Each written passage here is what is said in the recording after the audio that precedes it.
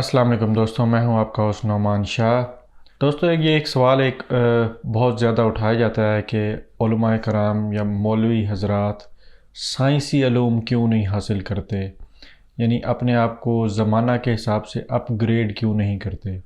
تو سب سے اہم بات یہ ہے کہ یہ سوال کرنے والے کے ذہن میں اسلام کو ایز اے سبجیکٹ یا ایک ایکڈیمک ایجوکیشن نہیں سمجھتا۔ اس کے ذہن میں ہے کہ اسلام سے مراد ہے نماز کا طریقہ سیکھ لینا، نماز، روزہ، حج، زکوٰۃ کے مسائل سیکھ لینا، اس کے بعد فنش ہو جاتا ہے، اینڈ ہو جاتا ہے۔ اب اس کے بعد بندہ فارغ ہوتا ہے اور اس کو چاہیے کہ دنیاوی علوم بھی حاصل کرے۔ نہیں، یہ انتہائی غلط سوچ ہے۔ اسلام ایز اے سبجیکٹ ایک وسیع ترین ایکڈیمک سبجیکٹ ہے اسلام، اور 1400 سال کی تاریخ ہماری بھری پڑی ہے۔ جو علماء کرام نے جو علوم بنائے اسلام، قرآن و حدیث کو سمجھنے کے لیے، وہ کسی اور شعبہ زندگی میں آپ کو نہیں ملیں گے۔ اتنے فصیح و بلیغ علوم ہیں، خود عربک لینگویج اتنی فصیح و بلیغ ہے کہ کوئی زبان اس کا مقابلہ نہیں کر سکتی۔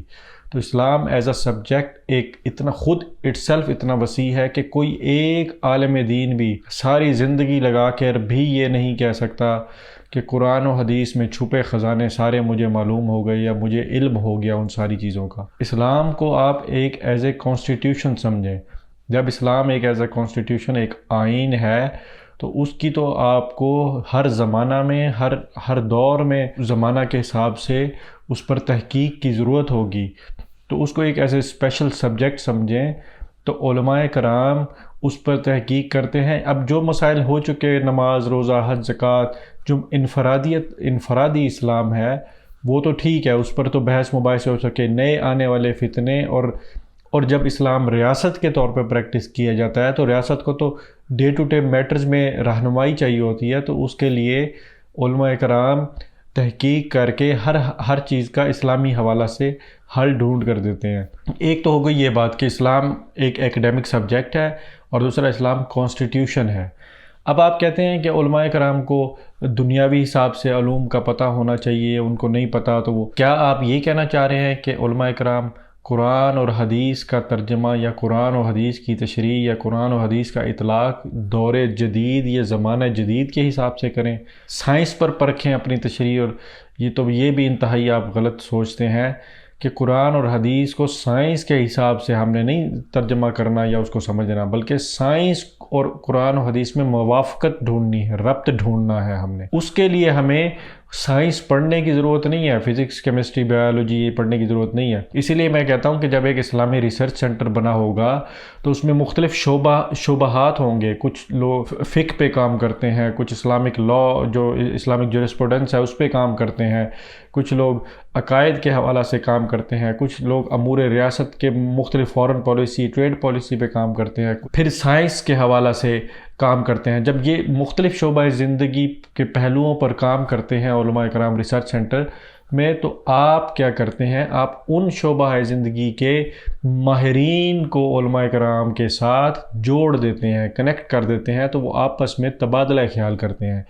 جیسے ریسرچ سینٹر میں ایک سائنس کا اگر ڈپارٹمنٹ ہوگا تو علماء کرام قرآن و حدیث کی رہنمائی کے ساتھ سائنس، جو آپ کے سائنسدان ہیں یا جو سائنس پہ تحقیق کر رہے ہیں، ان کا آپس میں تبادلہ خیال ہوگا، تو وہ پھر ہم ربط کر لیں گے قرآن اور حدیث کے حساب سے سائنس کا۔ ہمیں ہر چیز سیکھنے کی ضرورت نہیں ہوتی۔ جیسے آپ دیکھیں ڈاکٹر کو اب انجینئر کی کتابیں پڑھنے کی ضرورت تو نہیں ہے نا، اسے تو انجینئر میسر ہے یا وہ اپنا کام لے گا اس سے۔ ایٹ دی اینڈ تو یہ ساری تحقیق، کتابیں، علوم کا مقصد کیا ہے؟ پڑھنا نہیں ہے، اینڈ پروڈکٹ ہے، یعنی کہ آپ کو حاصل کیا ہوگا پریکٹیکلی۔ تو وہ جب ریاست اسلام پریکٹس کرتی ہے تو علماء کرام کے بحث مباحثے، تحقیق، وہ سارا پیچھے رہ جاتا ہے۔ عام آدمی کے لیے اینڈ پروڈکٹ تیار ہو جاتی ہے، یعنی کہ کوئی قانون بن جاتا ہے یا کوئی گائیڈ لائنز بن جاتی ہیں، وہ عام آدمی کے لیے اہم ہے۔ علماء کرام سائنس پڑھیں، فزکس پڑھیں، کیمسٹری پڑھیں، اسے ان کو کیا حاصل ہوگا؟ ہاں، نو ہاؤ ہونا ضروری ہے، یعنی کہ ہر چیز کی، ٹیکنالوجی کی۔ اب نو ہاؤ کے لیے آپ کو پڑھنا ضروری نہیں ہے، نو ہاؤ کے لیے آپ کو فیسیلیٹیٹ کرنا ضروری ہے۔ اگر آپ علماء کرام کو مدارس کو جدید ٹیکنالوجی سے فیسیلیٹیٹ کریں گے، کمپیوٹرز اور جتنی بھی ڈیوائسز نہیں آ چکی ہیں، تو ان کو خود بخود نو ہاؤ ہو جائے گی ان چیزوں کی۔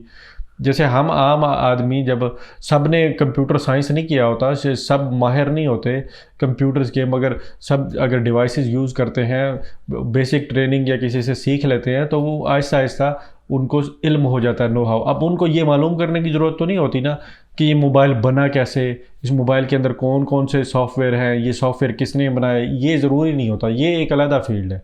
تو ہر بندہ، ہر کوئی اپنے اپنے فیلڈ میں رہتا ہے، مگر ہم تبادلہ، جیسے وہ پرانے زمانے میں بارٹر سسٹم ہوتا تھا نا، اس طرح ہم علوم کا تبادلہ کرتے ہیں، سکلز کا تبادلہ کرتے ہیں۔ تو ایسے ہی ریاست میں بھی ایسے ہو رہا ہوتا ہے، مختلف شعبے ہوتے ہیں، یعنی وزیر اعظم کو ہر کام نہیں آنا چاہیے، وزیر اعظم نے ہر کام ہر سکل والے بندے سے کام لینا ہوتا ہے۔ اسی طرح علماء کرام کے لیے آپ لازم نہیں کر سکتے کہ وہ سائنس پڑھیں تو وہ بڑے پڑھے لکھے۔ سب سے پہلی بات تو یہ ہے کہ اسلام سارے علوم کا خزانہ ہے، یعنی اس کی اوریجن ہے، تو قرآن و حدیث میں سارے علوم چھپے ہوئے ہیں۔ تو آپ نے ہر تمام علوم کو، اپنی سکلز کو قرآن و حدیث کے ساتھ موافق کرنا ہے، اس کے ساتھ ربط جوڑنا ہے۔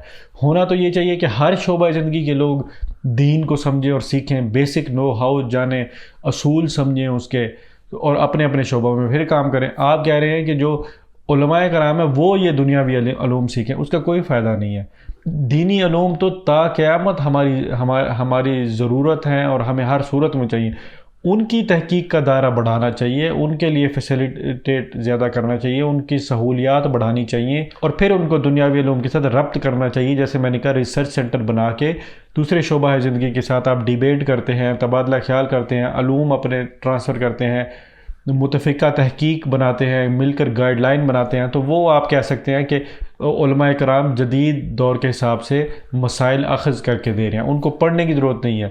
جہاں تک روزگار کا سوال ہے، تو کیا جو آپ کے پاس پہلے انجینئر، ڈاکٹر یا سائنسدان ہیں، ان کو آپ نے روزگار دے دیا، یا انہوں نے جتنی کتابیں پڑھ لی ہیں اتنے 60-70 سالوں میں، انہوں نے کوئی چیز ایسی بنا دی اپنے فیلڈ میں، ٹیکنالوجی میں، کہ ہم بہت اوپر چلے گئے ہیں، اب مولوی پیچھے رہ گئے تھے، اب مولوی بھی پڑھ لیں؟ بھائی پہلے جو لوگ آپ کے ماہرین ہیں مختلف شعبہ زندگی کے، فزکس کے، کیمسٹری کے، بایولوجی کے، ڈاکٹرز ہیں، انجینئرز ہیں، انہوں نے کیا کر لیا؟ کون سا ایسا تیر مار لیا ہے کہ وہ یا تو سب کو آپ نے روزگار بھی دے دیا، اور وہ پھر اپنے شعبوں میں اتنے ترقی کر گئے، اتنے آگے چلے گئے ہیں کہ دنیا میں آپ کا نام ہو گیا ہے، اب بس مولوی پیچھے رہ گئے تھے، اب مولویوں کو بھی ہم یہ پڑھا دیں۔ کوئی باتیں سوچ سمجھ کے کرنی چاہیے، ہمیں عام آدمی کی غلط ذہن سازی نہیں کرنی چاہیے۔ جو لوگ شوق رکھتے ہیں اور تحقیق اور علوم دینیہ سیکھتے ہیں، اگر وہ پلس ایڈ کر سکتے ہیں دنیاوی علوم تو بہترین ہے، ٹھیک ہے، مگر لازم نہیں ہے۔ اس کی اصل علوم دین ایز اے سبجیکٹ، ایک ایکڈیمک سبجیکٹ سیپریٹ ہے، اس کو سبجیکٹ کے طور پہ لیں تو پھر اس کی اہمیت آپ لوگوں کو سمجھ آئے گی۔ جزاک اللہ۔